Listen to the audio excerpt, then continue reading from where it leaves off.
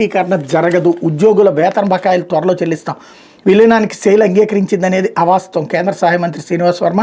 Visakha steel plant ప్రైవేటీకరణ జరగదని కేంద్ర ఉక్కు భారీ పరిశ్రమల శాఖ సహాయ మంత్రి భూపతిరాజు శ్రీనివాస్ వర్మ తెలిపారు. పశ్చిమ గోదావరి జిల్లా భీమవరంలో గురువారం ఆయన విలేకరులతో మాట్లాడారు. తీవ్ర నష్టాల్లో ఉన్న విశాఖ ఉక్కు కర్మాగారాన్ని గట్టెక్కించేందుకు కేంద్రం 11,440 కోట్ల భారీ ప్యాకేజీ ప్రకటించింది. ప్రైవేటీకరణ నుంచి ఉక్కు కర్మాగారాన్ని మినహాయించి ఆందోళన మనోభావాలను కాపాడేందుకు ప్రధాని నరేంద్ర మోడీ నాయకత్వంలో ఎన్డీఏ ప్రభుత్వం భారీ ప్యాకేజీ ఇచ్చింది. ఏపీ చరిత్రలో పరిశ్రమను కాపాడేందుకు ఇచ్చిన అతిపెద్ద ప్యాకేజీ ఇదే.